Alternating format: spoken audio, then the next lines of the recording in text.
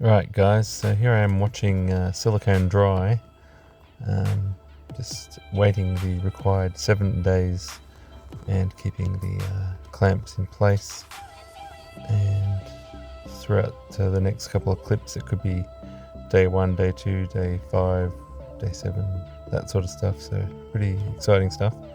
But we'll get into restocking the tank and removing all these clamps in a minute. But yeah, I'm just checking out the shape, the size of the silicone and how it's drying.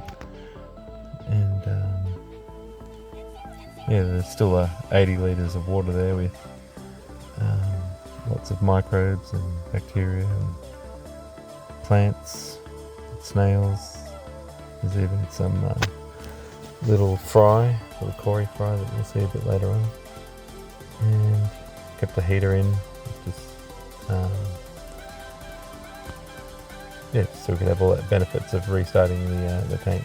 Here I'm looking at where the silicone was drying from the outer and then coming in, so it was like a translucent ring about 1 centimetre wide.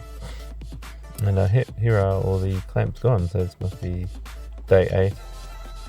And I'm just checking. There was some inward clamping I had to do to get that, so to see that hold for that first bit of bow correction was pretty satisfying. And the center brace, here's the line up test. I was using these lids as kind of a square measure when I was setting the braces before the gloom, and now it closes nicely. Yeah, so the extra brace in the middle was extra, just to make sure that the job was done, like forever and ever.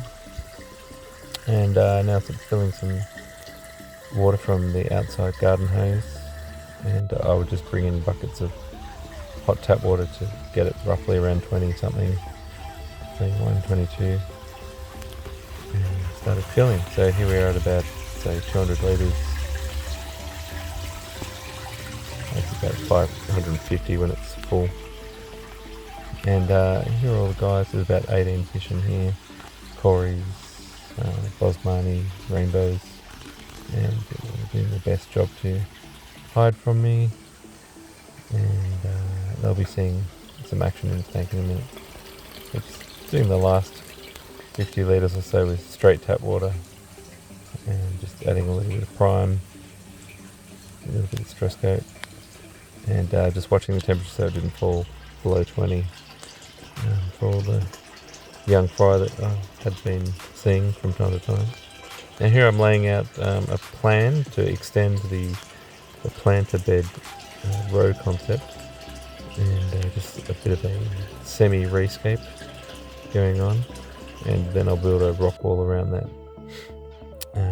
Meanwhile, Mr. Cory having a bit of a blink, and he miraculously swims away, loses his colour and an eye, and comes back. No, that's his brother.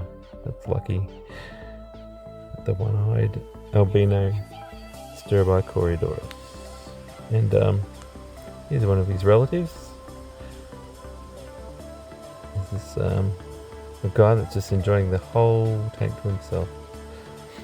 And he was feeling pretty brave. Swims past, says hello. Grab the camera, start filming. But yeah, it's pretty chilled. And when all the rest of the fish go in, it goes back to hiding, I guess. It's probably about 2 months old or something like that. It's quite good shape. A bit of a fat tummy. And yeah, he survived in all that murky water there for a week and a half. So here's some of the new rock work there on the left and on the right. An established piece, some ferns on it. Here's our buddy again. Off he goes, scrummaging around. That's what they do.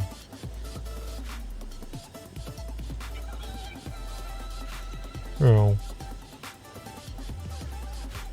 Yeah, so kept a lot of all the old gravel, all the old rocks, and so the newer rocks are the ones without. algae on them.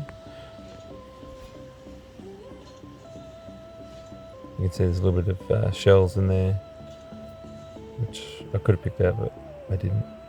Anyway, so now back from the bucket, our friends, the Cory clan.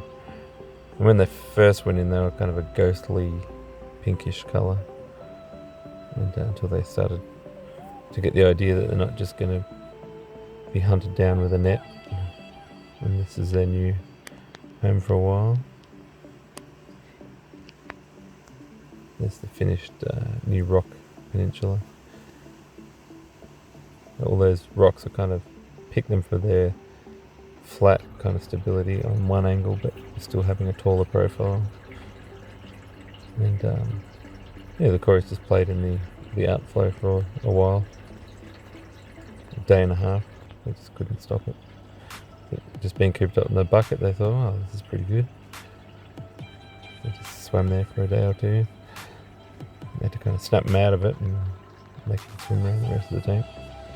But you see, I've laid some of these front rock pieces away from some of the second row of rock pieces, so that way you can, instead of just having a continuous clumping of rocks, you get like a front, it's like a domino kind of spacing, and fish can swim around it and Corys can go in and out from behind to the front, and you block the sight lines to the plastic containers, which is what this scape is kind of trying to set out to do, is like having a modular planting bay. You can kind of say there's no substrate, but it's still a planted aquarium, and I can just swap out any of these little, kind of like little takeaway dishes, just swap them out for a different bunch of plants, and I can move them from tank to tank, you know, or just move the left one to the right and the right one to the left, that sort of thing. And yeah, some of the big boys, just scoop them out from the other tanks, and because we had like 3 or 4 large tanks going in this house, we could accommodate their little week and a half holiday. And he's got a couple of dings from not wanting to be netted. He likes to make a beeline to the grate which covers the other tank, and knocks it like half an inch into the air, and he hears a bang. So that's what he does. Yeah, so there's that new mossy rock on the right, a little tucked away cave there for the Corys to sit under. And yeah, if a rock doesn't have a flat bottom, and then I'll sit it up onto some gravel. In that case, there's a bit of an archway. Corys like sitting under there. Yeah, so I think that's almost all the footage we have for now. Here I am just deliberately looking down upon the plant area, and a little bit of looking down on some of the boesies there, some of the ferns.